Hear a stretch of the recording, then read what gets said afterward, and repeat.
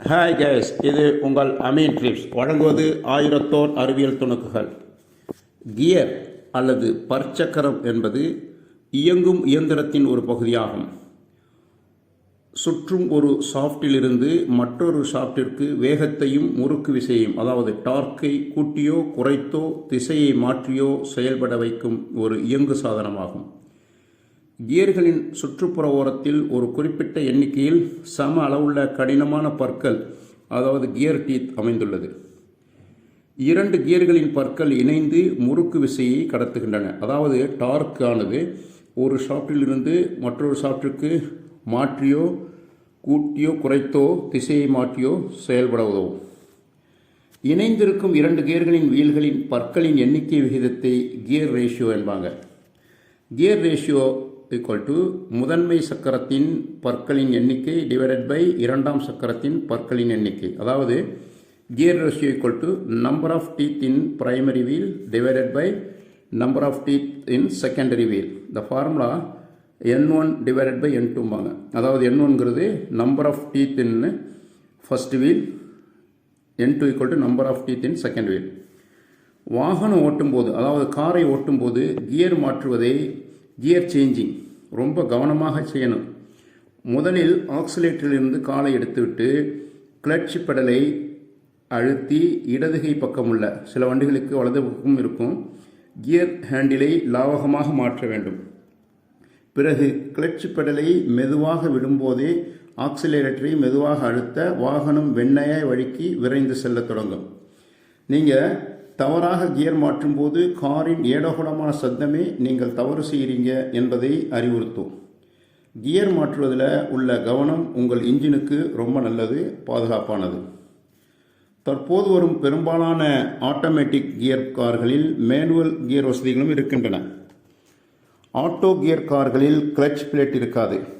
ஆனால் dark converter என்கிற சாதனம் இவ்வேலையை செய்யுது.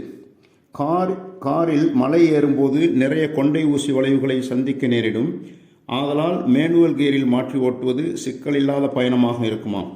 மேலும் கார் சகதியில் மாட்டிக்கொண்டாலோ அதிக பாரமுடைய மற்ற காரை டோ செய்து இழுக்கும்போதோ மேனுவல் கியரில் மாற்றிக்கொள்வது நல்லது. மேலும் ஆட்டோ கியரில் கார் ஓட்டிக்கொண்டிருக்கும் போது எந்த நேரத்திலும் மேனுவலுக்கு ஈஸியாக மாற்றிக்கொள்ளலாம். அதாவது ரோடு கண்டிஷன் ரொம்ப நன்றாக இருந்தால் ஆட்டோமேட்டிக் கார் ரொம்ப ஈஸியானது. ரோடு சரியில்லை, வளைவு நெளிவு ரொம்ப ஜாஸ்தி இருந்தால் மேனுவல் கியரும் நல்லது தான். கியர்களில் spur gear, helical gear, rack and pinion, bevel gear, miter gear, worm and worm wheel, screw gear, internal gear, planet gear, sun and planet gear என பல வகைகள் உள்ளன. நமக்கு தேவையான, அதாவது மிஷினுக்கு தேவையான வகையில் அந்த கியர்கள் செயல்படுகின்றன. ஒவ்வொரு வகை கியர்களும் ஒரு குறிப்பிட்ட சிறப்பு அம்சங்களை பெற்றுள்ளது. நீங்கள் காரை ஓட்டிக்கொண்டிருக்கும் போது எந்த கியரில் எவ்வளவு வேகத்தில் செல்லலாம் என்று குழப்பம் பல சமயங்களில் சிலருக்கு ஏற்படும். நியூட்ரலில் இருந்து முதல் கியருக்கு மாற்றியவுடனேயே சுமார் 10 கிலோமீட்டர் வேகத்தை கார் எட்டியவுடனேயே இரண்டாவது கியரை போட வேண்டும்.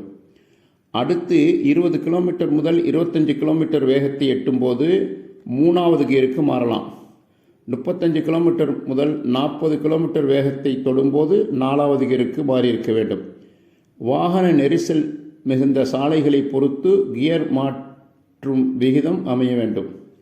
பொதுவாக உச்சபட்ச கியரான 5வது கியரில் சென்று கொண்டிருக்கும் போது தவறுதலாக ரிவர்ஸ் கியர் விழுந்துவிடுமோ என்ற அச்சம் பலருக்கு ஏற்படும். ஆனால் முன்னோக்கி கார் நகரும்போது ரிவர்ஸ் கியருக்கு மாற்றுவது கடினமானது. ஏனெனில் முன்னோக்கி செல்லும் போது தவறுதலாக ரிவர்ஸ் கியருக்கு மாற்றிவிடக்கூடாது என்பதற்காக பிரத்யேக லாக் அமைப்பு இணைக்கப்பட்டிருக்கும். அதனால் ரிவர்ஸ் கியர் விழுந்து விடுமோ என்ற அச்சப்பட தேவையில்லை.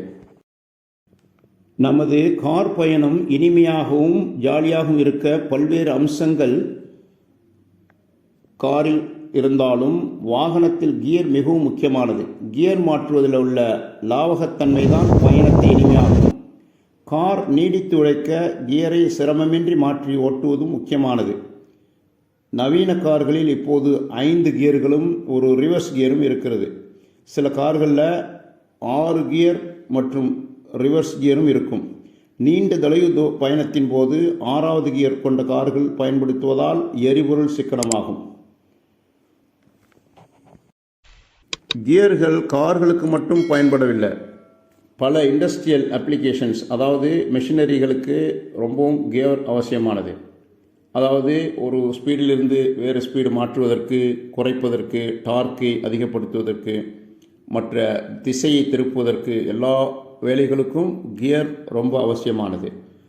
அதாவது மெக்கானிக்கல் இன்ஜினியரிங் படிப்பவர்கள் கியரை பற்றி ரொம்பவும் நன்றாக தெரிந்திருக்க வேண்டும். அது எப்படி இயங்குது, அது வேலை செய்யும் விதம், மேலும் அது எவ்வாறு டிசைன் செய்வது என்பதெல்லாம் பற்றி நன்றாக தெரிந்திருக்க வேண்டும். தற்போது ஆட்டோமேட்டிக் கியர் பாக்ஸ் கார்களின், அதாவது ஆட்டோமேட்டிக் கார்ஸ் ஆதிக்கம் அதிகரித்து கொண்டே வருது.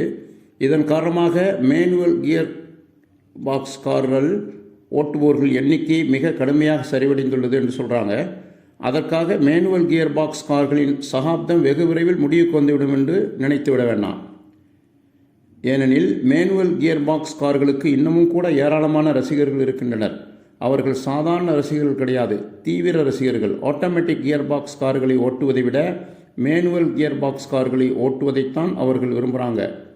மேனுவல் கியர் பாக்ஸ் கார்களை அவர்கள் நேசிப்பதற்கு பின்னால் உள்ள காரணங்கள் சில உண்டு. மேனுவல் கியர் பாக்ஸ் கார்களை ஓட்டினால் முழுமையான கண்ட்ரோல் கிடைக்கும். கார் ஓட்டும்போது முழு கண்ட்ரோலும் உங்களிடம் இருக்க வேண்டும் என விரும்பினால் மேனுவல் கியர் பாக்ஸ் தான் உங்களுக்கு ஏற்றது.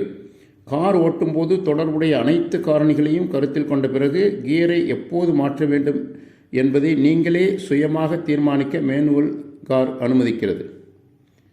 மிகவும் முக்கியமான முடிவுகளை எடுக்கும்போது ஆட்டோமேட்டிக் கியர் பாக்ஸ் கார்களை போன்று நீங்கள் கம்ப்யூட்டரை சார்ந்திருக்க வேண்டியதில்லை. இது மேனுவல் கியர் பாக்ஸ் கார்களின் மிகப்பெரிய பலம். அதுபோன்ற மேனுவல் கியர் பாக்ஸ் கார்களை பராமரிப்பதும் கூட மிகவும் எளிமையான விஷயமாக இருக்குமாம்.